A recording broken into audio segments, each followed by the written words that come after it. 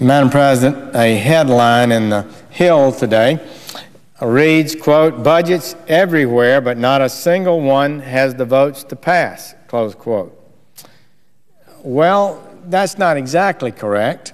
In reality, there is only one budget that has been presented, publicly debated, worked on in committee, shared with the American people, and passed on the floor, and one has.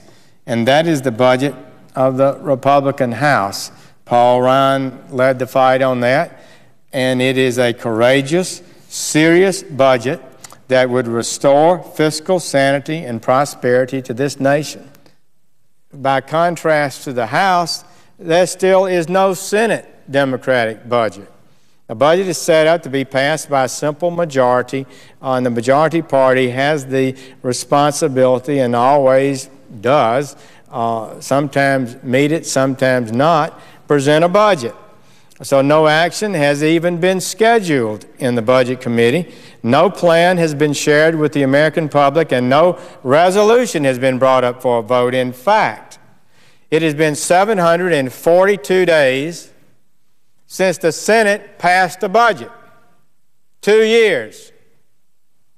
So the Democratic-led Senate has missed the statutory deadline of April 15th to produce a budget for the second year in a row.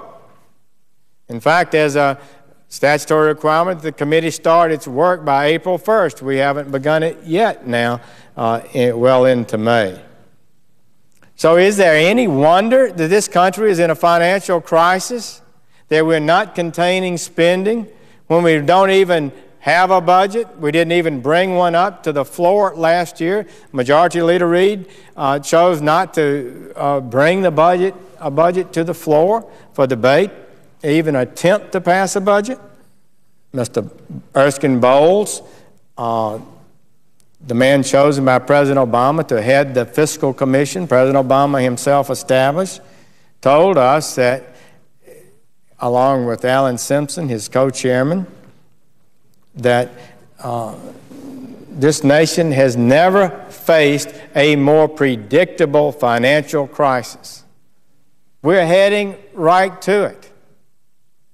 It's going to hammer us, not to our grandchildren and great-grandchildren. If we don't get off this course, the bond markets are going to revolt. We're going to have a serious financial crisis of some kind that's not going to be good for this economy. And that, when asked when such a crisis could occur, Mr. Bowles said 2 years, maybe a little less, maybe a little more. Alan Simpson said, I think it could be 1 year.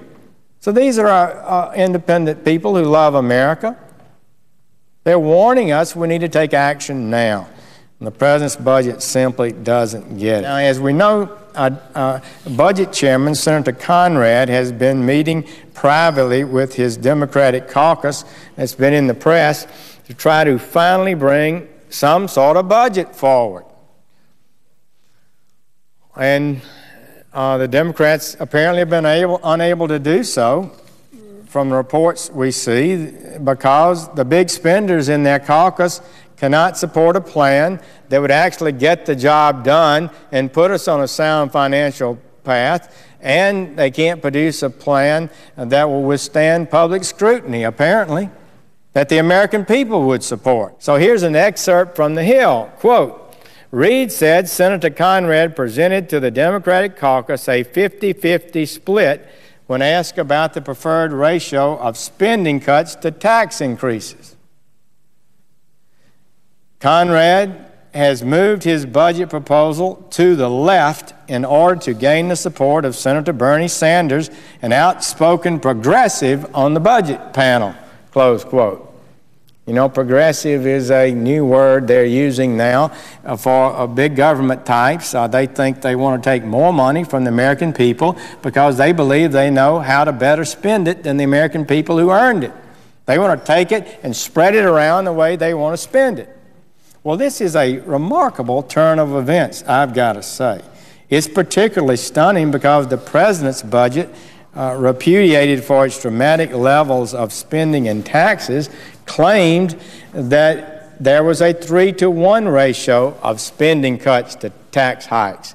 We cut spending $3 for every one tax hike is what the president said. And Chairman Conrad has indicated that would have been his choice. He praised that, and he claims that, and has said he favored that same ratio. I don't think that's necessarily a good ratio. I think we need to reduce spending more than that.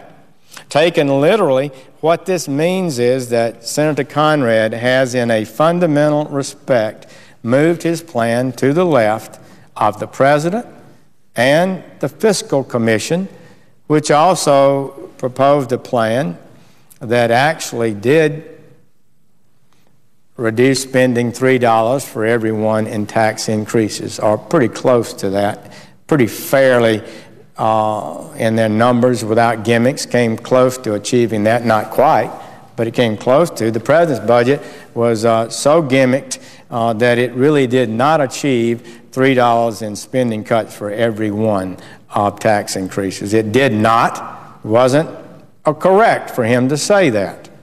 So it's important to note that the President and the Fiscal Commission used a baseline which assumes tax rates will go up. Fairly analyzed, those plans rely much more heavily on taxing than those ratios indicate, as I said, and I fear that the composition of this new Democratic budget proposal may not even meet the 50-50 plan they have said.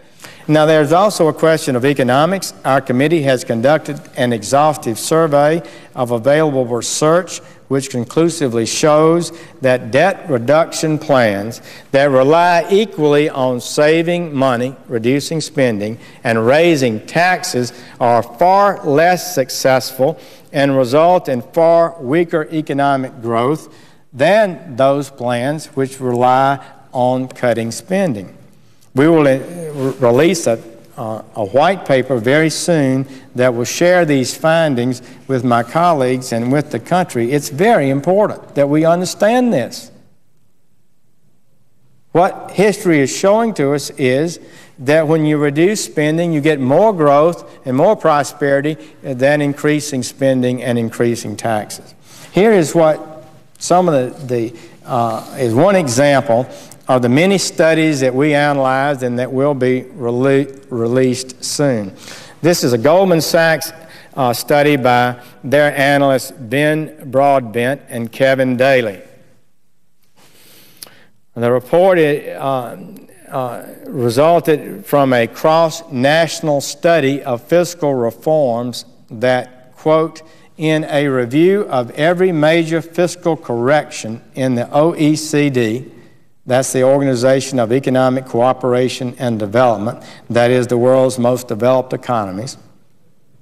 Since 1975, quote, we find that decisive budgetary adjustments that have focused on reducing government expenditure have, one, been successful in correcting fiscal imbalances, two, typically boosted economic growth, and three, resulted in a significant bond and equity market outperformance. The Democratic Senate, I believe, should heed the large body of research showing that spending cuts on a basic economic level work better than trying to drain more out of the economy by way of taxes.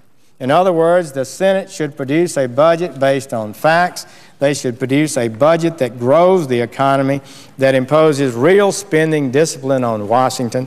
They should produce a budget without gimmicks and empty promises. They should produce this budget publicly, openly, and allow the American people to review and consider it before the committee meets. 72 hours, as my colleagues have pleaded with the chairman twice to do, but apparently they will not do. They should produce a budget that the American people deserve, an honest budget that spares our children from both the growing burden of debt and the growing burden of an intrusive big government.